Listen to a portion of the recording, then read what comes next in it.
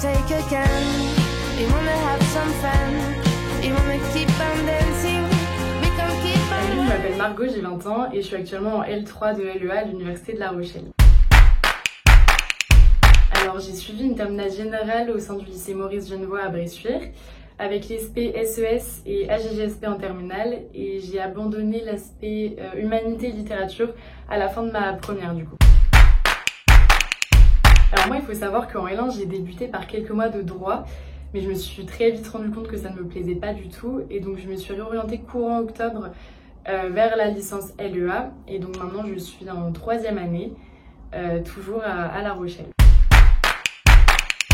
Donc LEA ça signifie langue étrangère appliquée, donc c'est l'étude approfondie de 2 ou 3 plusieurs langues, ça dépend des universités. Et donc il va s'agir de nous enseigner les langues d'une manière plus concrète que juste apprendre du vocabulaire ou de la grammaire. On va avoir des matières qui sont vraiment appliquées à un contexte professionnel. En termes de cours, comme pour toutes les facs, c'est organisé en TD, donc travaux dirigés, et en CM, cours magistraux. Moi, mes CM, c'est essentiellement des cours de civilisation, donc c'est-à-dire de la culture et de l'histoire en fait des pays pour lesquels on apprend la langue. Donc pour donner quelques exemples, moi j'ai des cours de civilisation nord-américaine, civilisation des pays hispanophones, civilisation brésilienne, pardon.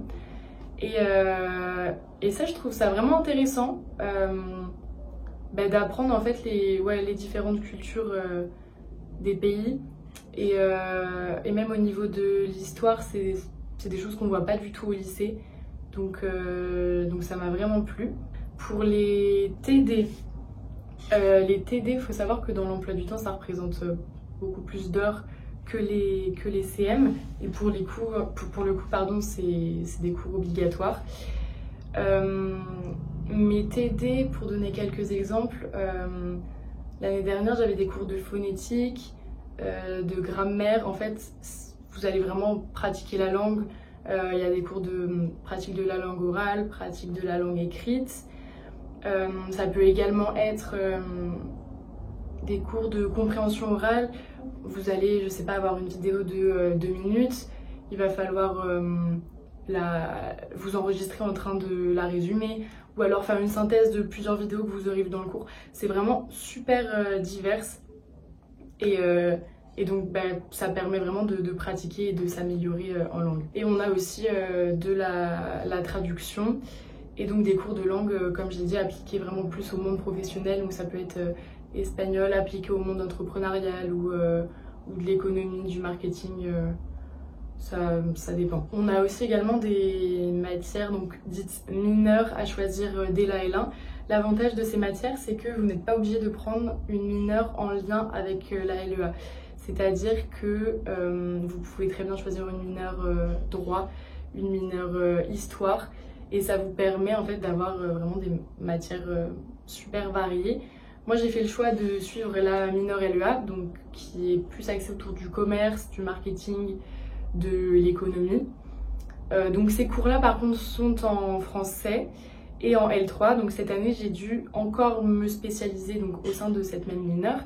Donc on avait le choix entre plusieurs options et moi j'ai choisi donc l'option FLE, donc français et langue étrangère, et qui consiste à apprendre en fait des techniques pour transmettre le français à un public non francophone.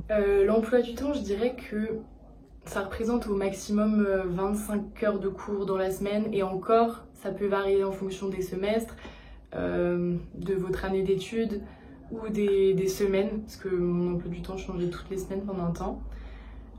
Donc c'est sûr que par rapport au lycée, ça représente beaucoup moins d'heures et je dirais que l'avantage, c'est vrai que ça vous donne l'opportunité d'organiser un peu vos journées comme vous le voulez, de travailler au moment que vous le voulez. Ça peut aussi être un piège parce que c'est vrai qu'au début on arrive en L1, on voit qu'on a quasiment jamais cours.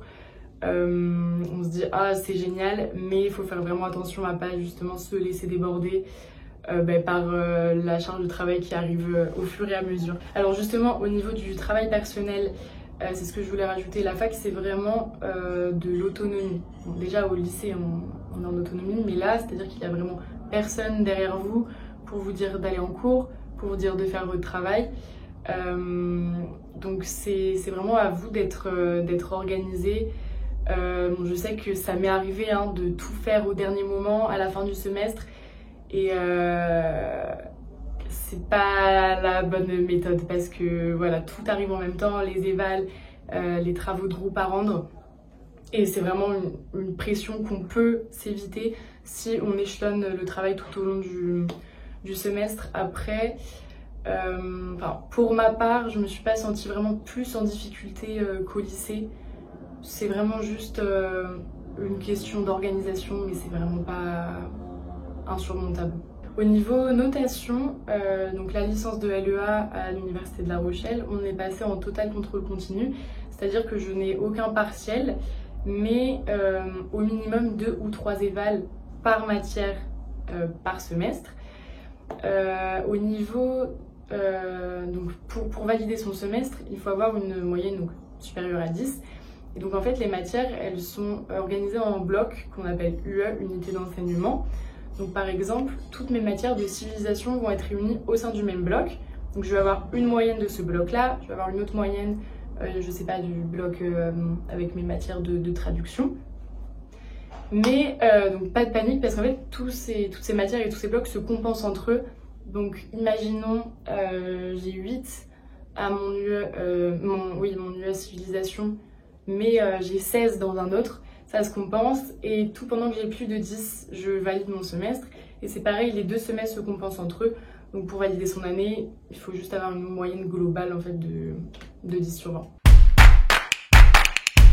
L'avantage de LEA, c'est que si vous n'avez pas vraiment d'idée précise mais que vous savez que vous voulez travailler dans les langues, ça reste assez large et donc ça ne vous ferme pas de porte. Vous pouvez aussi bien travailler dans le commerce international, je sais pas, les relations import-export au sein d'une entreprise, comme dans le tourisme, ou alors plus tard dans votre master vous spécialisez dans une langue pour passer un concours et devenir enseignant dans le secondaire, ou un master MEF pour devenir enseignant en école primaire par exemple. Ça peut être donc du FLE comme je l'ai dit précédemment, tourisme, marketing, communication, voilà, ça dépend vraiment de vous, la spécialité en fait que vous décidez de faire après.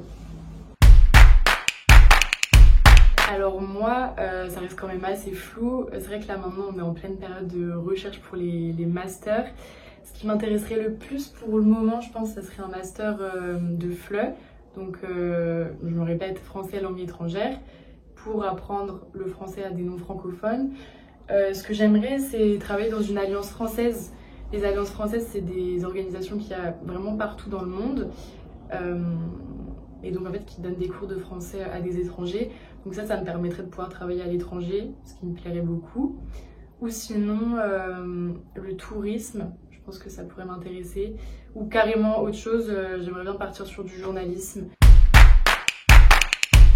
Alors ce que j'aime bien avec la formation LEA, c'est que ça m'a permis de poursuivre à apprendre les langues, donc ce qui m'aurait vraiment manqué si j'avais continué en droit, mais sans devoir choisir à me spécialiser dans une langue en particulier. Je sais qu'au lycée j'aimais beaucoup l'anglais et l'espagnol, mais je ne me voyais pas partir en LLCE anglais par exemple. Je sais qu'il y a beaucoup plus de littérature, enfin c'est vraiment l'étude d'une langue vraiment poussée et moi je sais que ça ne m'aurait pas du tout convenu. Et là ce qui me plaît c'est que les cours sont quand même très variés. J'ai aussi bien voilà, de l'histoire de l'Amérique latine, que du marketing, que de la traduction, que de la grammaire en anglais. C'est super large. Et étant donné que les matières changent en fonction des semestres, ça permet de tout le temps découvrir en fait, de nouvelles choses et ça c'est cool. Un conseil que je pourrais donner, c'est que il faut pas s'affoler, j'ai envie de dire.